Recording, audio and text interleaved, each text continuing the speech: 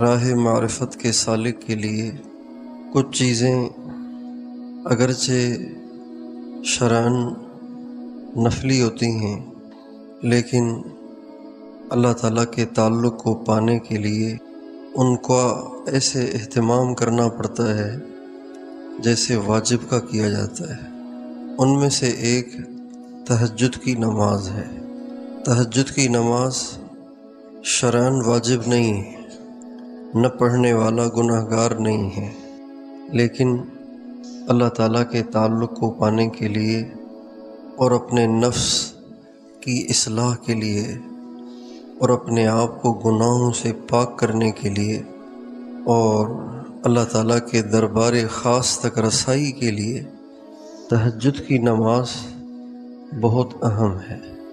حضرات صحابہ کرام سب کے سب تہجد گزار تھے، اور آج تک دنیا میں جتنے اولیاء آئے وہ سب کے سب تہجد گزار تھے۔ آج تک کوئی بھی ولی تہجد کا اہتمام کیے بغیر ولی نہیں بنا۔ ہمارے حضرت مولانا احسان الحق صاحب فرمایا کرتے تھے کہ آج تک کوئی ولی تہجد کا اہتمام کیے بغیر ولی نہیں بنا۔ تہجد پڑھنا یہ نیک لوگوں کو، اللہ والوں کو اتنا محبوب ہوتا ہے کہ اتنا سونا ان کو محبوب نہیں ہوتا۔ اگر ان کو تہجد کے جانے کا اندیشہ ہو تو وہ سونا چھوڑ دیتے ہیں، لیکن تہجد کو جانے نہیں دیتے۔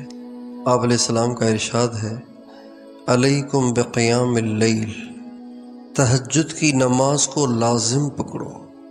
اللہ اکبر، یہ ہمارے نبی کی منشا ہے۔ حضرت مفتی شفیع صاحب رحمۃ اللہ علیہ نے اپنی تفسیر معارف القرآن میں لکھا ہے کہ تہجد کی نماز پہلے فرض تھی، بعد میں آپ صلی اللہ علیہ وسلم کے لیے تو فرض ہی رہی، لیکن امت کے لیے سنت مؤکدہ رہ گئی۔ اور تفسیر مظہری میں حضرت قاضی ثناء اللہ صاحب پانی پتی نے بھی یہی لکھا ہے کہ امت کے لیے تہجد سنت مؤکدہ ہے، یعنی نہ پڑھنا بری بات ہے۔ آپ کا ارشاد ہے، علیکم بقیام اللیل، تہجد کو اپنے اوپر لازم کر لو۔ حالانکہ واجب نہیں ہے، لیکن آپ جس انداز سے اپنی امت کو تہجد کی تاکید کر رہے ہیں وہ انداز واجب والا ہے۔ علیکم بقیام اللیل، تہجد کو اپنے اوپر لازم کر لو۔ علیکم کا ترجمہ ہے الزمو، تہجد کے ساتھ چمٹ جاؤ، تہجد کبھی چھوٹنے نہ پائے، اتنا اس کا اہتمام کرو۔ کیوں؟ فَإِنَّهُ دَأْبُ الصَّالِحِينَ قَبْلَكُمْ، اس لیے کہ تم سے پہلے جو اولیاء گزرے ہیں ان کی زندگی کا ایک لازمی کام تھا تہجد پڑھنا۔ دأب الصالحین من قبلکم، یہ تم سے پہلے جو اولیاء نیک لوگ تھے، یہ ان کا شعار تھا، یہ ان کی عادت کا حصہ تھا، یہ ان کے مزاج میں داخل ہو گیا تھا۔ اور وَمَنْهَاتٌ عَنِ الْإِثْمِ، اور تہجد گناہوں سے روک ہے، گناہوں سے روک ہے۔ منہات عن الاسم، یہ گناہوں سے روک ہے۔ جب تہجد پڑھتے ہیں تو پابندی کے ساتھ، آداب کے ساتھ تہجد پڑھنے والے سے گناہ ضرور چھوٹتے ہیں۔ تہجد اور گناہ یہ جمع نہیں ہوتے، ضرور چھوٹتے ہیں گناہ۔ وقربۃ الی اللہ، اور تہجد کو اپنے اوپر لازم کرو، اس لیے کہ یہ اللہ کے قرب کا ذریعہ ہے۔ جب تم تہجد پڑھو گے تو اللہ کے قریب ہوتے جاؤ گے، قریب ہوتے جاؤ گے، اللہ کے قریب ہوتے جاؤ گے۔ اللہ اکبر، 3 باتیں ہو گئیں۔ چوتھی بات، تکفیر للسیئات، اس سے تمہارے گناہوں کی معافی ہوگی۔ تکفیر کے 2 مطلب ہوتے ہیں۔ یہ بھی تکفیر ہے کہ جو گناہ زندگی میں کیے وہ معاف ہو جائیں، یہ بھی تکفیر ہے، اور یہ بھی تکفیر ہے کہ جو بری عادتیں پڑ گئی ہیں وہ چھوٹ جائیں، یہ بھی تکفیر ہے۔ تکفیر کا مطلب ہوتا ہے صفائی، تکفیر کا مطلب ہوتا ہے دھلائی۔ جب تہجد کا اہتمام کیا جاتا ہے تو جو گناہ کیے ہوئے ہیں وہ معاف ہو جاتے ہیں، صفائی ہو جاتی ہے، اور جن کی عادت پڑ گئی ہے، جن کی لت لگ گئی ہے، وہ چھوٹ جاتے ہیں، عادتیں تبدیل ہو جاتی ہیں تہجد کے اہتمام سے۔ اور وَمَطْهَرَةٌ لِلدَّاءِ عَنِ الْجَسَدِ، اور تہجد کے اہتمام سے جسم سے بیماریاں ختم ہوتی ہیں۔ اتنی ساری چیزیں ہمارے نبی نے ہمیں تہجد میں بتائی ہیں، اور تہجد پڑھنے والوں کی مدد ہوتی ہے، تہجد پڑھنے والوں کے کاموں میں برکت ہوتی ہے۔ جب مسلمانوں کو مسلسل فتوحات ہوتی رہیں اور علاقے فتح ہوتے چلے گئے اور رومی پسپا ہوتے چلے گئے، تو انہوں نے اس بات کی کھوج لگائی کہ آخر اس کی وجہ کیا ہے۔ تو ان کے اپنوں نے حضرات صحابہ کی جو صفات بیان کی، ان میں سے ایک یہ بھی تھی، فرسانم رہبانم باللیل فرسانم بالنہار۔ یہ لوگ دن کو تمہیں گھوڑوں پہ نظر آتے ہیں، لیکن راتیں ان کی تمہاری طرح بستروں میں نہیں ہوتی ہیں، ان کی راتیں اللہ کے سامنے کھڑے ہو کے گزرتی ہیں۔ حضرات صحابہ کرام کے ہاں تہجد کی بڑی اہمیت تھی، اور حضرت امام مہدی علیہ الرضوان، جن کے ذریعے سے اللہ تعالیٰ پوری دھرتی سے کفر کو ختم فرمائیں گے، اور جن کے ذریعے سے ٹوٹی ہوئی امت کو جوڑیں گے، اور جن کے ذریعے سے پوری دنیا کو اسلام میں داخل کر کے کفر کو نیست و نابود فرمائیں گے، جو حضرت فاطمہ کی اولاد میں سے ہوں گے، حضرت علی کی اولاد میں سے ہوں گے، حضرت حسن اور حسین کی اولاد میں سے ہوں گے، اور جن کے دور حکومت میں حضرت عیسیٰ علیہ السلام کا آسمان سے نزول ہوگا، اور حضرت عیسیٰ علیہ السلام بھی آسمان سے اتر کر جن کی ابتدا میں نماز پڑھیں گے، ان کا نام، ان کو مہدی کہا جاتا ہے۔ نام ان کا محمد ہوگا، ان کے والد کا نام عبداللہ ہوگا، ان کی والدہ کا نام آمنہ ہوگا، اور ان کا خود کا نام محمد ہوگا، لیکن وہ مہدی ہوں گے۔ ہمارے نبی کا ارشاد ہے وہ آسمانوں میں بھی مہدی کے لقب سے جانے جائیں گے، اور وہ زمین والوں کے ہاں بھی مہدی کے لقب سے جانے جائیں گے۔ تو ان کے جو ساتھی ہوں گے، جن کو اللہ تعالیٰ ذریعہ بنائیں گے ساری دنیا میں اسلام کی سربلندی کا اور کفر کے نیست و نابود ہو جانے کا، اور جن کا درجہ اتنا اونچا ہوگا کہ ان سے پہلے کے اولیاء ان سے آگے نہیں بڑھ سکیں گے، اور ان کے بعد کے اولیاء ان کو پہنچ نہیں سکیں گے، اتنا ان کا اونچا درجہ ہوگا۔ تو ان کی صفات میں سے جو صفات احادیث میں بیان کی گئی ہیں، ان میں ایک صفت یہ بھی ہے، رہبانم باللیل وفرسانم بالنہار۔ وہ رات کے راہب ہوں گے، تہجد پڑھنے والے ہوں گے، رات کی تنہائی میں اعمال کرنے والے ہوں گے، اور دن کو گھوڑوں پہ سوار ہوں گے۔ اور اللہ تعالیٰ نے قرآن مجید میں جا بجا تہجد کی ترغیب دی ہے، کبھی حکم کے انداز میں، اور کبھی اپنے نیک بندوں کی صفات کو بیان کرتے ہوئے اللہ تعالیٰ نے تہجد کا تذکرہ کیا ہے، تاکہ سننے والے پڑھنے والے بھی میرے نیک بندوں کی صفات کو اپنائیں۔ چنانچہ اللہ تعالیٰ فرماتے ہیں وعباد الرحمن، رحمان کے بندے کون ہیں؟ وعباد الرحمن الذین یمشون علی الارض ہونا وَإِذَا خَاطَبَهُمُ الْجَاهِلُونَ قَالُوا سَلَامًا وَالَّذِينَ يَبِيتُونَ لِرَبِّهِمْ سُجَّدًا وَقِيَامًا۔ رحمان کے بندے وہ ہیں کہ جو زمین پر جھک کے چلتے ہیں، تواضع سے چلتے ہیں، اور جب جاہل بدتمیز لوگ ان سے الجھنے کی کوشش کریں تو وہ ان سے الجھتے نہیں ہیں بلکہ سلام کہہ کر گزر جاتے ہیں۔ اور ان کی تیسری صفت یہ ہے کہ وہ راتیں سو کر نہیں بلکہ پوری رات یا رات کا اکثر حصہ سجدن و قیامن سجدے میں گزارتے ہیں اور قیام میں گزارتے ہیں۔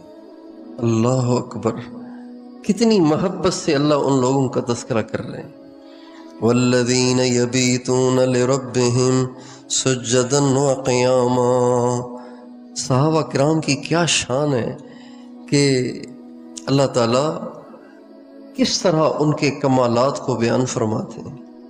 لربہم پہلے ذکر کیا کہ وہ اخلاص سے بھرے ہوئے ہیں، حالانکہ لربہم کا درجہ عربی گرامر کے لحاظ سے بعد میں بنتا ہے، لیکن اللہ نے لربہم پہلے کہا اس بات کو بتانے کے لیے کہ میرے صحابہ کی نیتوں پہ شک نہ کرنا، یہ اخلاص سے بھرے پڑے ہیں۔ سجدن و قیاما، اور سجدن کا تذکرہ پہلے فرمایا، قیامن کا تذکرہ بعد میں فرمایا کہ ان کی راتیں سجدے میں گزرتی ہیں اور قیام میں گزرتی ہیں۔ حالانکہ جب آدمی نماز پڑھتا ہے پہلے قیام ہوتا ہے پہلے سجدہ ہوتا ہے؟ قیام ہوتا ہے نا، سجدہ بعد میں ہوتا ہے، لیکن اللہ نے ان کے سجدے کا تذکرہ پہلے کیا ہے۔ اس سے پتہ چلتا ہے کہ حضرات صحابہ کرام کا سجدے کے ساتھ کچھ زیادہ ہی لگاؤ تھا، اور حقیقت ہے آپ اس کا تجربہ کیجئے۔ رات کی تنہائی ہو، اندھیرا ہو، ساری دنیا سو رہی ہو، آپ اچھی طرح وضو کریں، اس سے پہلے استنجا کریں، اچھی طرح وضو کریں، اور مسواک بھی اچھی طرح کریں۔ ہمارے نبی مسواک اچھی طرح کرتے تھے، لیکن صبح کو اٹھ کے تو ٹکا کے کرتے تھے۔ مسواک ہمارے نبی کے سرانے رکھا ہوتا تھا، زندگی بھر کا معمول رہا، مسواک آپ کے سرانے ہوتا۔ جو ہی آپ بیدار ہوتے تو سب سے پہلے اٹھ کے مسواک کرتے تھے۔ سب سے پہلا کام جو ہمارے نبی اٹھ کے کرتے تھے، ہاتھ دھوتے تھے اور مسواک کرتے تھے۔ سب سے پہلا کام اٹھنے کے بعد 3 دفعہ ہاتھ دھوتے پھر مسواک کرتے، اور اتنے زور سے مسواک کرتے، اتنے زور سے مسواک کرتے کہ ایسے لگتا جیسے دانت اکھیڑ دیں گے۔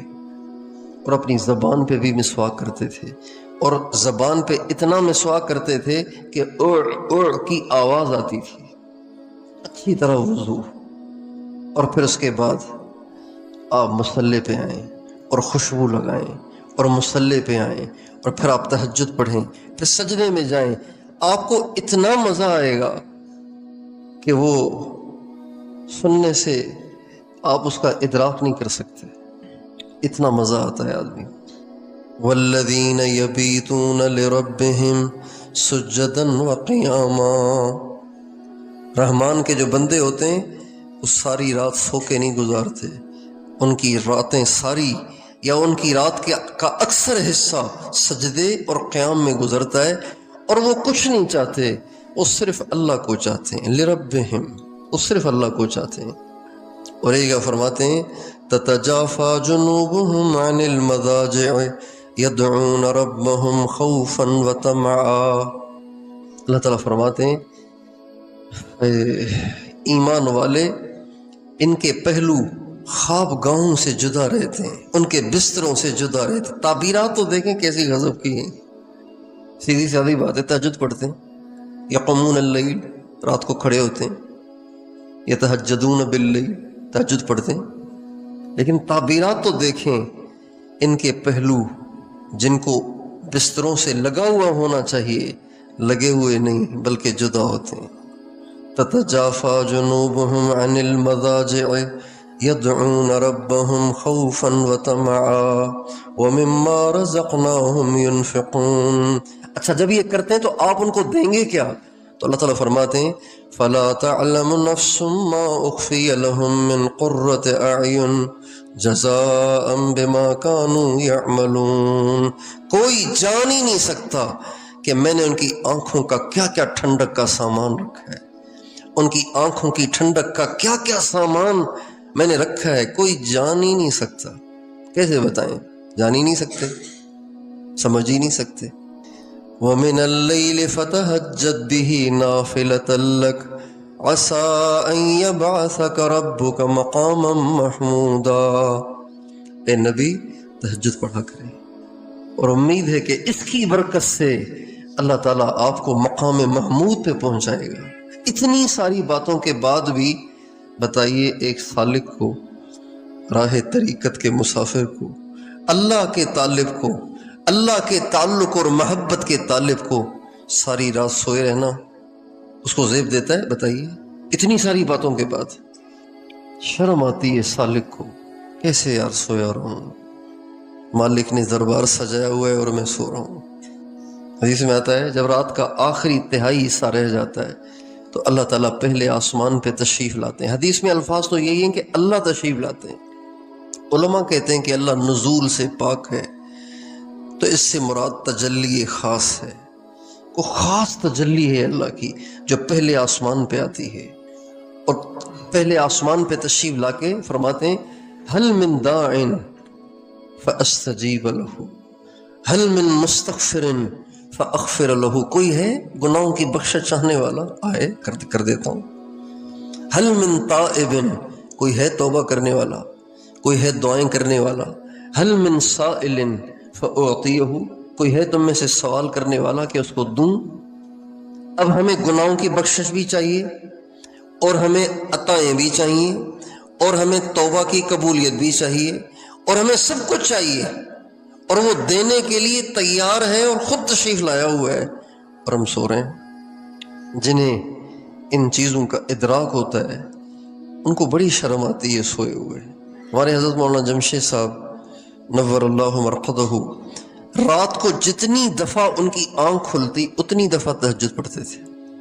اگر 3 دفعہ آنکھ کھلتی تو 3 دفعہ پڑھتے تھے، 6 دفعہ کھلتی تو 6 دفعہ تہجد پڑھتے تھے۔ جب آنکھ کھلی تو یہ نہیں کہ کروڑ بدل کے پھر لیٹ گئے، ابھی تو پڑھی تھی، یہ ابھی اٹھ کے پڑھتا ہوں، ابھی تو ٹائم ہے، الارم تو اتنے بجے رکھا تھا، ایسے نہیں کرتے تھے۔ جو ہی آنکھ کھلی اٹھ کے وضو کرنے کے لیے نیچے جاتے تھے۔ ان کے کمرے میں وضو خانہ نہیں تھا، ان کے کمرے میں اٹیچ باتھ نہیں تھا، وہ اپنے کمرے سے اٹھتے۔ اور یہ جو بات میں نے جب دیکھی تو اس وقت ان کی عمر 68 سال تھی، 69 سال تھی، 70 سال تھی، جن 3 سالوں میں یہ دیکھنے کا موقع ملا۔ 68 69 70 سال کی عمر تھی، اور وہ لوہے کے ڈنڈے کا سہارا جو لگا ہوتا ہے سیڑھی پہ، اس کا سہارا لے کے آہستہ آہستہ اترتے سیڑھیوں سے، اور پھر وضو کرتے، اور پھر وضو کر کے آہستہ آہستہ چڑھتے اور آ کے تہجد پڑھتے، پھر سو جاتے۔ پھر آنکھ کھلتی پھر اسی طرح، پھر آنکھ کھلتی پھر اسی طرح۔ اور یہ صرف سردیوں کی راتوں میں نہیں کہ راتیں لمبی ہوتی ہیں اور پھر سونے کا خوب موقع ملتا ہے، گرمیوں میں بھی ان کا یہ معمول تھا، جتنی دفعہ آنکھ کھلتی اتنی دفعہ تہجد پڑھتے تھے۔ شرم آتی ہے، شیخ آپ کے بستر پہ آ کے بیٹھ جائے، آپ کی ہمت ہوگی کہ آپ پاؤں پسار کے لیٹ جائیں، پاؤں پھیلا کے لیٹ جائیں؟ باپ آ کے بستر پہ بیٹھ جائے، آپ اتنے بے ادب تو ہم نہیں بنیں گے کہ ہم پاؤں لمبے کر کے سو جائیں، باپ بیٹھا ہوا ہے۔ شرم آتی ہے آدمی کو۔ اللہ پہلے آسمان پہ تشریف لائے ہوئے ہیں جو داتا ہیں، اور میں منگتا اور فقیر ہوں، اور میں لمبی مار کے سو جاؤں۔ ہمارے ایک ساتھی تھے، ساتھی سے مراد عالم نہیں تھے، ایک دکان پہ ملازمت کرتے تھے، تو بیچارے نوجوان تھے، نیند بہت گہری تھی، لیکن اپنے دماغ پہ سوار کیا ہوا تھا کہ تہجد پڑھنی ہے۔ وہ الارم لگاتے تھے، چھوٹا بڑے موبائل نہیں آئے تھے، بٹنوں والے موبائل پہ، حیدرآباد کے تھے، تو وہ الارم لگاتے تو الارم بجتا تو کچھ ہوش تو آتا تھا کہ بھئی الارم بج رہا ہے، تو ان پہ اتنا غلبہ تھا تہجد کا کہ نیند کے غلبے میں کہہ رہے ہوتے تھے، دانش اٹھ اللہ انتظار میں ہے، دانش اٹھ اللہ انتظار میں ہے، دانش اٹھ اللہ انتظار میں ہے۔ نیند کے غلبے میں یہ اپنے آپ سے کہہ رہے ہوتے تھے، اور پھر اٹھ کے تہجد پڑھتے تھے۔ کانوا قلیلا من اللیل ما یہجعون وبالاسحار هم یستغفرون۔ یہ راتوں کو تھوڑا سوتے ہیں اور رات کے آخری پہر اٹھ کے اللہ تعالیٰ سے اپنے گناہوں کی معافی مانگتے ہیں۔ وبالاسحار، جب تہجد کا وقت ختم ہونے لگے نا تو اس وقت دعا کرنی چاہیے، استغفار کرنا چاہیے، دعا کرنی چاہیے۔ یہ آخری جو پہر ہوتا ہے وہ بہت قیمتی ہوتا ہے، اور اللہ اپنے نبی کو تہجد پہ اکسا رہے ہیں۔ کیسے؟ یا ایھا المزمل قم اللیل الا قلیلا، ایک کملی اوڑھ کے سوئے ہوئے اٹھ، ساری رات نماز پڑھ، بے شک تھوڑا سا سو بھی جایا کر۔ ہمارے نبی کے پاس ایک شخص آئے، کہنے لگے یا رسول اللہ مجھے آپ سے ایک بات پوچھنی ہے۔ فرمایا میں تمہیں بتاؤں کہ تم پوچھنے آئے ہو یا تم بتاؤ گے؟ کہا جی آپ ہی بتا دیں میں کیا پوچھنے آیا ہوں۔ فرمایا تم تہجد کے بارے میں پوچھنے آئے ہو، اور تہجد کا طریقہ یہ ہے کہ رات کے پہلے حصے میں سو جاؤ، بیچ کے حصے میں اٹھ جاؤ، آخری حصے میں پھر سو جاؤ، اور پھر اٹھ کے فجر کی نماز پڑھو۔ قم اللیل الا قلیلا نصفه او انقص منه قلیلا او زد علیہ ورتل القرآن ترتیلا۔ لہجے سے ایسے لگ رہا ہے جیسے اللہ کہہ رہے ہیں تھوڑا یا زیادہ پڑھا ضرور کر۔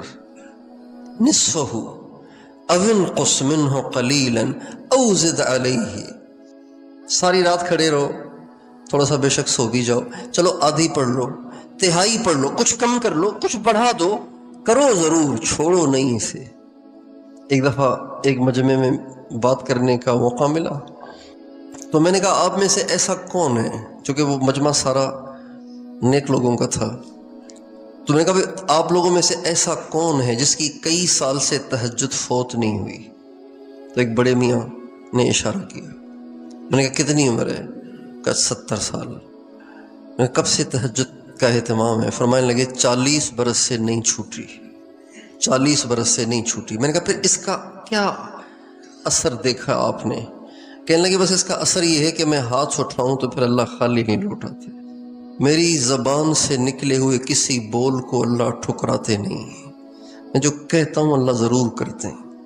ہمارے حضرت جی دامت برکاتہم، اللہ ان کو کامل شفا دے، ایک دفعہ مجمع میں بات کرتے ہوئے اچانک رونے لگے اور فرمانے لگے اس مجمع میں ایک بوڑھا ہے جس کی 50 سال سے تہجد قضا نہیں ہوئی۔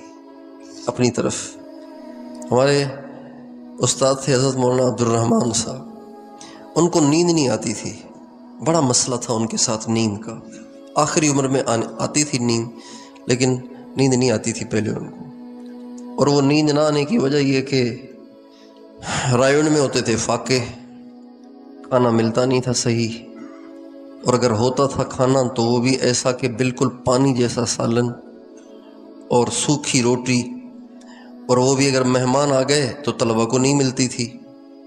تو فرمانے لگے کہ میں مطبخ کے ذمہ دار سے تھوڑی سی سرخ مرچیں لے کے وہ پانی کے گلاس میں ڈال کے گھول کے وہ پی لیتا تھا، تو اس کا اثر یہ ہوا کہ پھر نیند اڑ ہی گئی، پھر نیند آتی نہیں تھی، ساری رات ان کو نیند نہیں آتی تھی اور دن کو بھی نہیں آتی تھی۔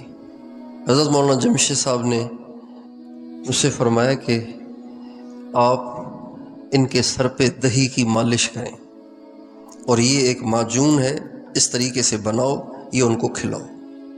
چنانچہ میں نے وہ معجون بنائی، معجون میں کیا تھا؟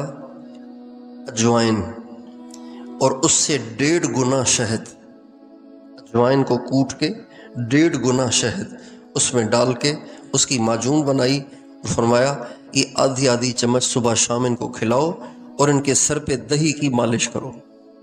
چنانچہ کوئی 1 ہفتہ قریباً میں نے ان کے سر پہ مالش کی ہوگی، اللہ کا شکر ہے پھر ان کو نیند آنا شروع ہو گئی تھی۔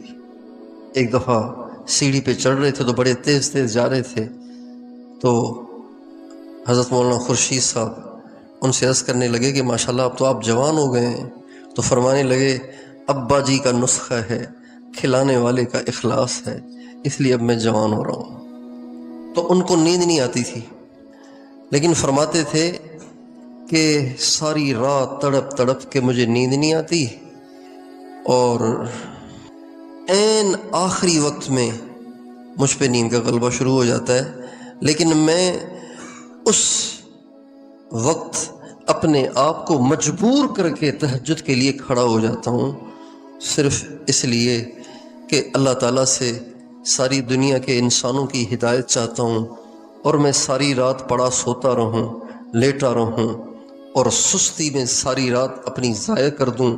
اس لیے کم از کم اتنا تو کر لوں کہ جب رات کے آخری پہر میں اللہ تعالیٰ کا عرش پہلے آسمان پہ آتا ہے تو اٹھ کے تہجد پڑھ لوں۔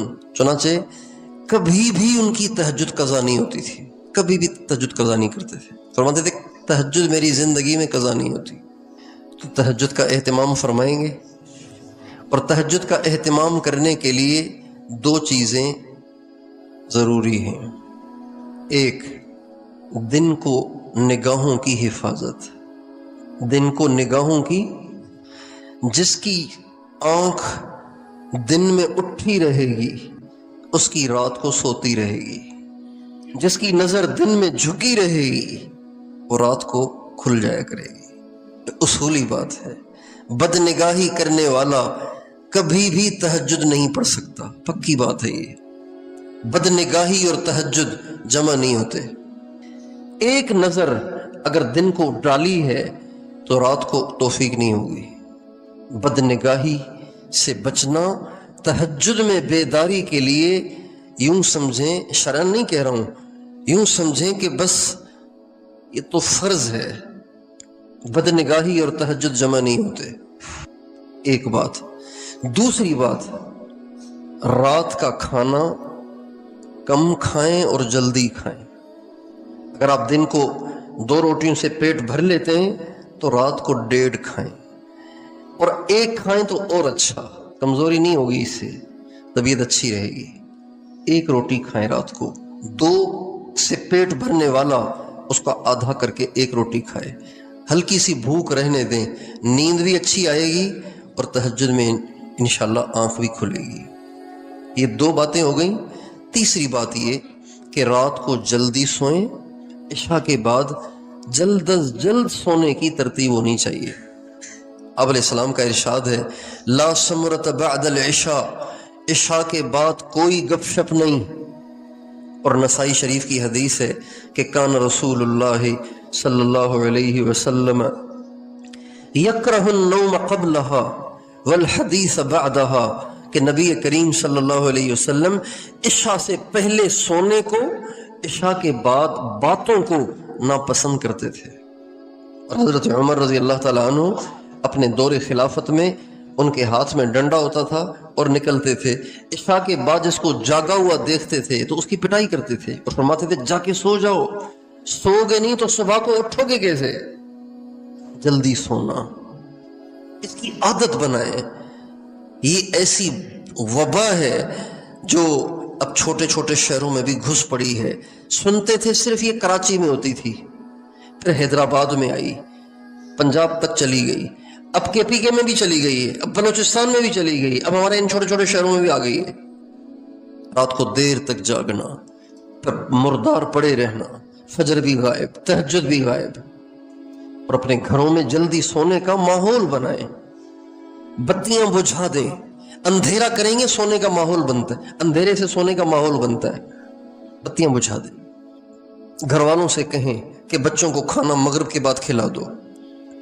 مغرب کے بعد کھانا کھانا سنت ہے، پتہ ہے آپ کو؟ مغرب کے بعد کھانا سنت ہے۔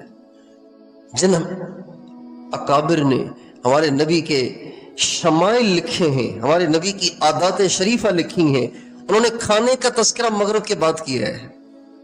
ایک دفعہ مجھے طالب علمی کے زمانے میں تہجد میں نیند کا غلبہ رہتا تھا، نماز بھی پڑھتا تھا تو نماز میں بھی یعنی دماغ حاضر نہیں ہوتا تھا، لیکن بس چونکہ عادت تھی کہ بھئی کرنا ہے لہذا کرتا رہتا تھا۔ کبھی اس طرف ذہن نہیں گیا کہ آخر یہ بشاشت کیسے آئے گی، آخر یہ مصیبت کیسے ختم ہوگی، اس طرف کبھی دھیان نہیں گیا، تو اسی بوجھ کے ساتھ چلتا رہتا تھا کام۔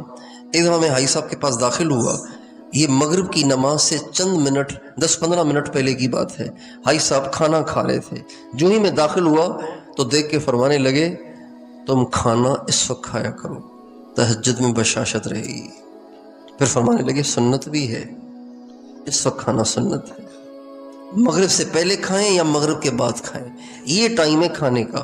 اور اگر آپ نے کھانا نہیں کھایا نا، عشاء تک نہیں کھایا، اور عشاء کے بعد اب سونا بھی ہے، تو کھانا پھر نہ کھائیں، دودھ پی لیں، تو 3-4 کھجوریں کھا لیں۔ اور کھانا ہی ہے، بر صغیر کے لوگوں کے دماغ میں یہ بات بیٹھ گئی ہے اندر کہ روٹی بس روٹی ہے، روٹی کے بغیر نہیں چلتا گزارا۔ تو اگر ایسی بات دماغ میں بیٹھ گئی ہے تو آدھی روٹی کھا لیں۔ میں نے ایک پرانے حکیم سے، بوڑھے تھے، حضرت مولانا احمد علی لاہوری رحمۃ اللہ علیہ سے ان کا تعلق تھا، ان سے پوچھا کہ لوگ کہتے ہیں 40 قدم، آپ کیا فرماتے ہیں کھانے کے بعد کتنے قدم چلنا چاہیے؟ فرمانے لگے 80 قدم۔